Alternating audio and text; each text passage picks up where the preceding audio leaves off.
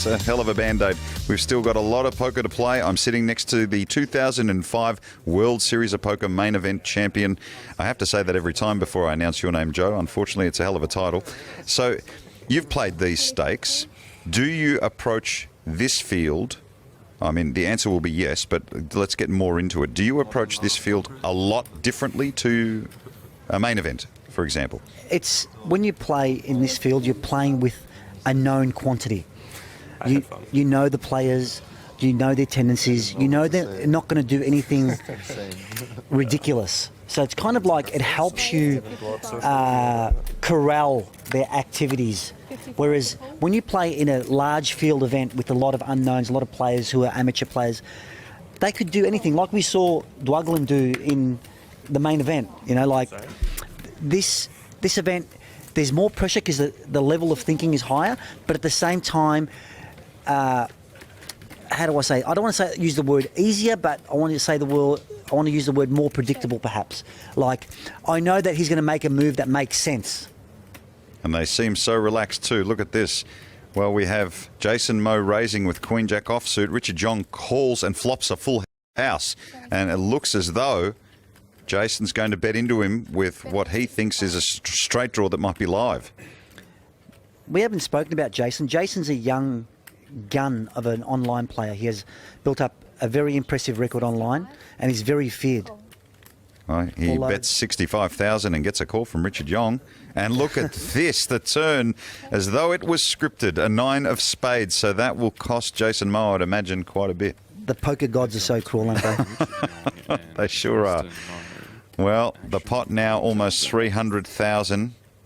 Jason Moe with 1.2 behind him. Turns a straight. Little does he know Richard Yong is sitting on a full house. And he's pretty much flopped him dead. There is no chance that Jason will win this hand. He has bet 145,000. Will Richard Yong elect to call? Or will he pull the trigger now? Richard Yong, the dealer, tells him there's 20 seconds left on the clock.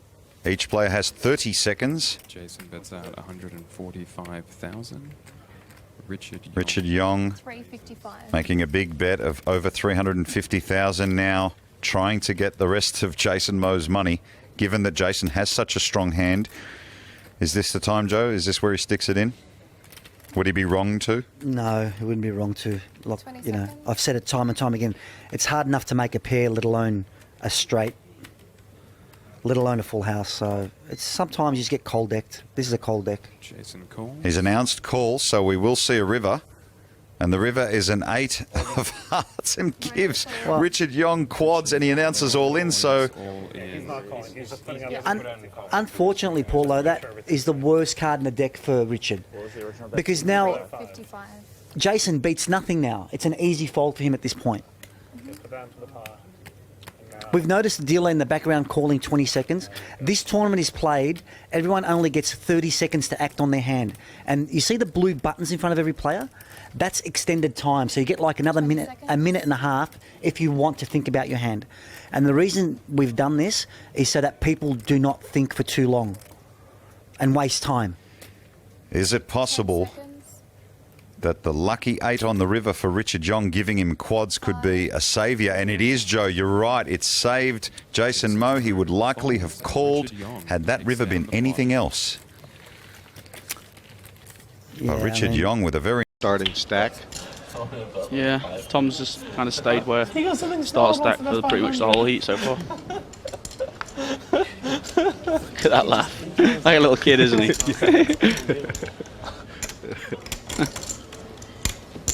and you know, as intense as he looks sometimes, Jungle Man, I mean, he is having like a great time, like being among these guys. It's kind of, for him, this is like party time. Yeah, right? he's loving it. It's like he's a loving carnival. it. I know. I spoke to him, and I know he's a little frustrated with his live results. He hasn't really got any good live results, and he feels like he's been hard done by in a lot of events. So I think he's frustrated with that. So he's really looking to do well in this event. If you're relying and volunteer that information now, you can get 200 of it just for saving. So this has been raised by Patrick second to speak. And Seaver, He's definitely will. you know, why is it not a good spot for him to 3-bet? I mean, Patrick's not really a big 4-bet bluffer, so if he does, you're in a really gross spot because he doesn't 4-bet light too much. And you can, like, there's no reason to. You're in position with a good hand. You can like, I mean, you can still win the pot. Like, oh wow! just quads. Ooh, big sigh of breath. 7 check. It's going to be hard for him to make money here. If an ace or a king pops off, Seaver's definitely going to value, like, love his hand. Just don't do it, Vanessa. Although, is it a good spot for her? I think it's a good spot to go ahead and bet. Yeah, like I don't think she looks like she could have a lot of pairs, a few jacks in a range and what have you. And it looks like Patrick could just be check folding, and you'd think Seaver would have bet with something. So I probably would have just took a stab there. Right. Bet and hope for the fold. Yeah. It's not a hard hand to play. You just bet. Like a lot of the time, it just goes fold. Like Patrick would probably just fold like ace king to her there if you check, because he's got Scott behind him as well. I think Seaver would have check called, to be honest. It always gets so weird when a guy flops quads or a full house or something, because they have to play it in a weird way. Yeah, you have to, because he's struggling to get action. Like, I don't love this call by Scott, just because I'd expect, you know, Patrick to have bet like his bluffs on the flop and what have you. Oh wow. He's absolutely loves this card. Is this another chance for someone to make a sick quads check raise on Seaver? I don't think he'll check raise here. Oh, he has done. Seaver's gonna flip. He's gonna flip. Oh, I feel bad for him. I just feel like here Scott has a 10 so much that I would just bet, or like some ace high, so I just bet like.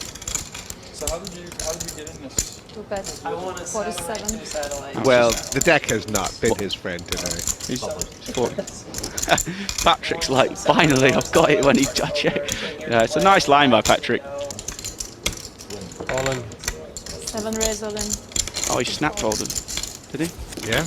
Oh, well, that's a good fold. Careful, you almost flashed your cards. That's He's bummed. No, he is, because he knew he had a chance to be super 18 kid 18 million boy and prove to the world, look at this, I know, and whatever. But it would have been a blunder in the end. You know, go back and think about Jonathan Duhamel in this heat. He has actually picked up terrible cards, not just bad cards. Yeah, he's had terrible bad cards, and he's at 500. He has been playing very well. I mean, he may be playing the best poker on this table. Yeah, he's been playing amazing. Yes, Jungle is up there though. Jungle is doing like some good stuff with his betting lines are so hard to predict and hard to sort out. But I'm going to go with Duhamel's a tad better. Oh my God! This hand is going to Jungle in every way. Really? Checks. It's like, oh my, wow, I didn't see this, a set of fours. This is all the money's going in. That's what I mean to say, actually. Well, these are two huge stacks. These are, oh my God, the money absolutely has to go all in. Absolutely. You can't look at ace jack of spades and not raise here. It's important to get the value out of your flush draw and your jack. Well, first Duhamel's up, and Negranu's led in continuation bet. So it's standard for Duhamel to flat here, right? But they both have very large stacks, so maybe they're not going to go crazy. Jungle, I don't mind this so much, but I personally would have just... You would have jammed there if you were Jungle Man? I would have jammed it. It would have been wrong. Look at this, because the set is out there, and you know you're not batting good against the set. So, all right, this is now. It's very important that fours checks. He's gotten some action out there. He wants a spade draw to get there, or a two-pair thing. Look, if how dead is Daniel right now? Right. 0% is what it is, right. And it would show that he's way off his game if he gets involved. It would show he has heart. It would show he has heart. Look at this. Look at how. Stab at that. Checks. No. Wow, Duhamel checks his full house, hoping that that was insane. Now, why did Duhamel check there? I like that check in a way. He's trying to let people catch up. Someone with ace queen or a flush draw to catch up, hit a queen or a spade. I like his check, and it also means that in the river, if a blank comes off, some people might try and go for an orphan bet, or the ace might bet for value. So I don't mind this play at all.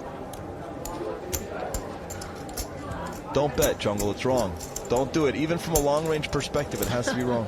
Well, it looks like but he's look at making this. a bit I of was a wrong again. defensive bet. Every guess I've made tonight has been wrong. Now, Phil, obviously, you know, Duhamel's going to go back and think to himself, did I misplay this? Could I have gotten more money in the pot on the flop and turn? I mean... Well, he's just hoping that his opponent has 2 deuces in his hand, which is never going to be the case, or pocket aces. Now, these hands aren't really out there. He knows he's against an ace. He's just trying to get a value. So he's thinking, I'm going to raise like 65 or something. He's thinking, That's what how little can I raise he's going to put in 95 to 100. and not make it look suspicious. He's like wanting to get called, but he's pretty sure if he raises it, Jungle Man is going to fold. 60. This is a great bet. I love the sizing. The sizing is really important. This is a technical thing you learn from seeing 2 million hands online. I mean, from Jungleman's point of view, Duhamel could easily have 1-4 here, right? Yeah, 1-4. Just a 4. The story checks out in a sense. Every way, in every absolute way. This is he could have had 4-5, 4-3. Force. Did he just call? Did he call? He did. That's a bad call. That makes sense, I guess. I was going to move it on the river. It's funny how you feel. Only a bluff there, Jesse and Jennifer. Only a bluff. That's a bluff catcher, and I don't But like it's that. funny how you feel embarrassed when the person has quads. Like, what are the odds? Tell me pretty lies, look me in the face. Tell me that you love me, even if it's